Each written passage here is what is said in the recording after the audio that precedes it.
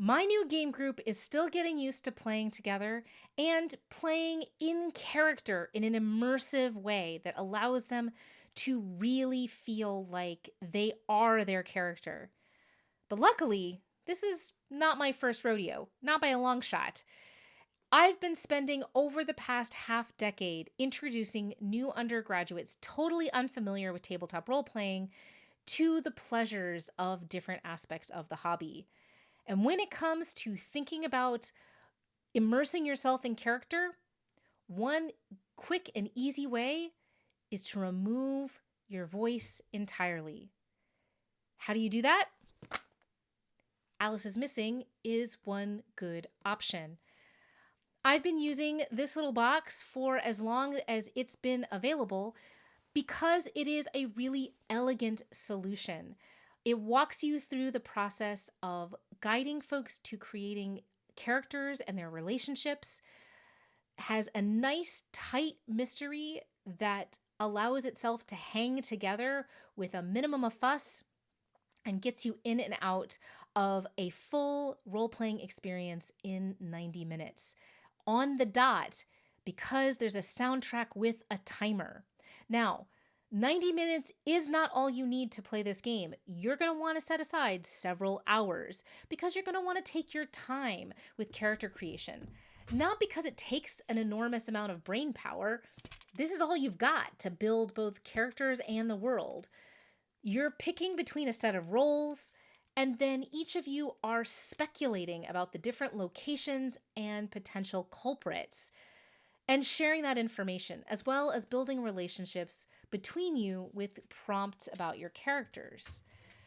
But that takes a little bit of time, as well as to talk about the fact that this is a game about a young girl who has gone missing. This is also a really good way that I introduce both in the classroom and to my relatively new gaming group the idea of conversational or safety tools. The X card is used, although almost never actually used in this game. But lines and veils articulating what we're comfortable with addressing is incredibly useful.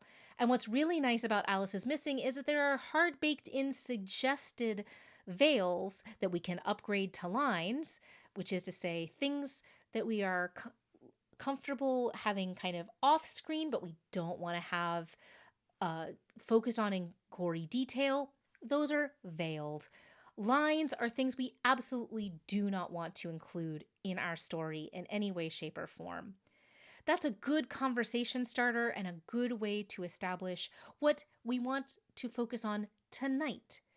Doesn't have to be forever.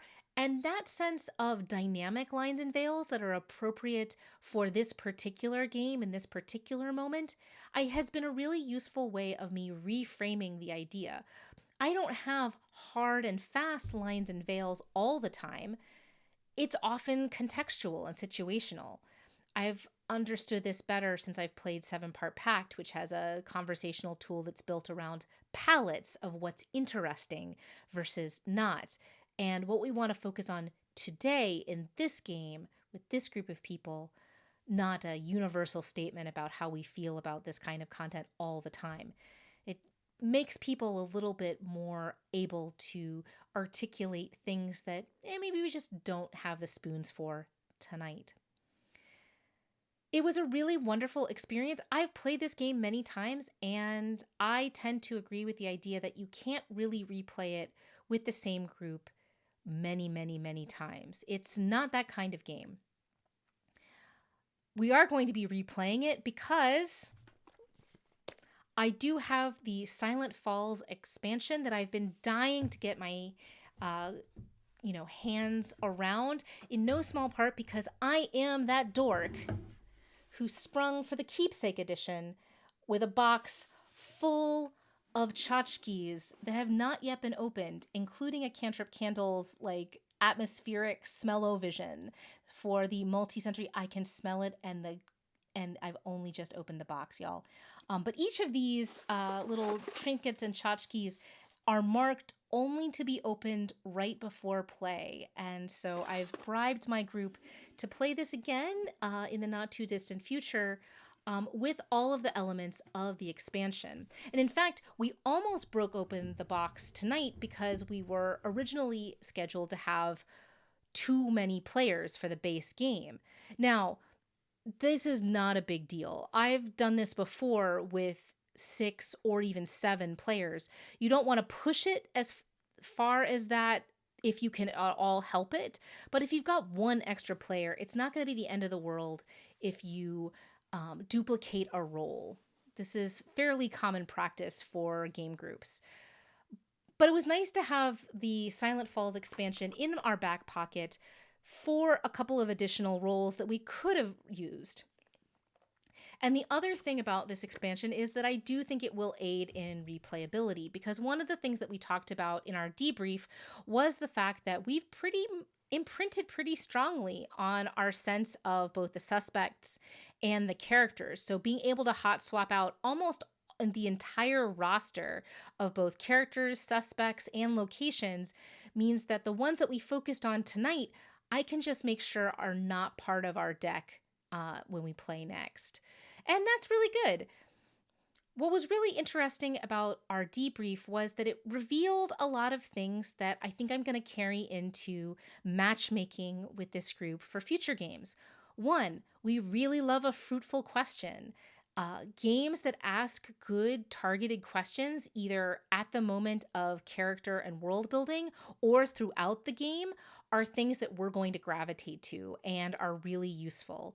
Maybe that won't be true forever, but it's certainly true right now. We are also in love with the idea of a vibey soundtrack, and luckily that was a trend that a lot of games picked up thereafter. The idea of cards is something that's also really exciting to us in all kinds of ways, which I think is gonna serve us very well when we play Royal Blood soon, which just arrived in my inbox.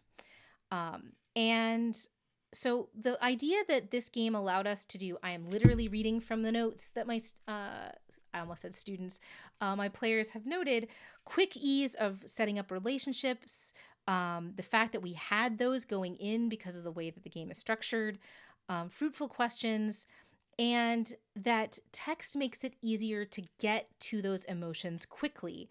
As one player put it, what you put in is what you get out in text, which is often a problem in interpersonal relationships, but actually works really well for this game. We had some technical issues. One of my players was having a problem where individual texts could get through to in a one-on-one way, but the group chat was horribly delayed, so much so that a lot of the things didn't even come in until after the end, which meant that she was leaning on my character to kind of do the kinds of recapping that I might actually do in real life in terms of, recapping a conversation that needed to be communicated to someone else in that kind of way. It added an air of verisimilitude that I think the technology really lends itself to, which is nice. It felt real. One of my players, literally sat behind a pony wall so that he didn't see the rest of us, just to not have the experience of us all being in the same room in the same kind of way.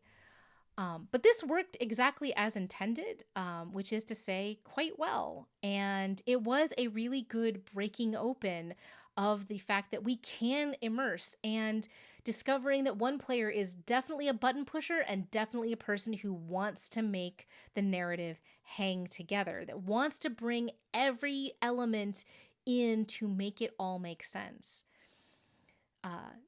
It's interesting that there are 3 endings. There are 3 variants of most of the time cards in Alice is Missing. And we did not remove the Alice is found, and might die or is dead. So that was a possibility. But we picked the one where the final character who has the 10-minute card has the ability to toss a coin, and they might die, but Alice always lives. What's interesting is that allowed that player, who was the player that also wanted everything to hang together, to continue to contribute no matter what happened to his character. What was interesting about that was that had we picked either other card, they would have been extraordinarily frustrated by the fact that they just are required to stop texting. And this is where the fact that there's a final safety debrief tool that says, are there any unresolved narrative threads that we need to resolve, is really important, because in lots of runs of this game, there's a lot that's left unknown and uncertain. It's one of the potential frictions of the end of Alice is Missing that we mercifully escaped tonight. And it'll be interesting to see if we continue to escape it in the next run of the game. I confess I'm a little curious about whether I should stack the deck, but I don't want to spoil it for myself, so I won't do that. But it is going to be interesting to do this kind of comparison with more or less the same group. One of our players who has played Alice is Missing before is out of town because of the start of spring break. And that's part of the reason why 15 minutes before my friends were supposed to get here, I decided we were going to play Alice is Missing. Because I was like, oh, well, I don't want to break out any of my new games that my friend wants to play. Let's play this other game that I do want to play again. Let's go. So it worked out really well. And I want to say, again, no prep. I, of course, have run this game many times, so I didn't have to look over the rules. But you who are thinking about playing Alice is Missing, the rule book is a teeny tiny little booklet. You don't need that much time to prepare. You will be fine. And I'm going to go ahead and say, if you've got this box on your shelf and you're waiting for the right group to play, just play it. Just do it. It'll work or it won't, but I reckon that it will work for you, because one of my friends asked me tonight if I've ever known this game not to work. And I confess, in half a decade of running this game for different students and friends, it's hit every time in one way or another. So that's Alice is Missing, at least for this time around, and I'm excited for how it went, and I'm curious what you think. Do you have questions? Have you played the Silent Falls expansion? What do you think of the smell of that candle? We thought it was pretty great. I'd forgotten it's even in there. Are you too a sucker for beautiful objects? Because holy moly, did some really beautiful objects come into my custody this week. More on those soon, because, oh my goodness, shiny boxes, I'm a magpie, what can I say?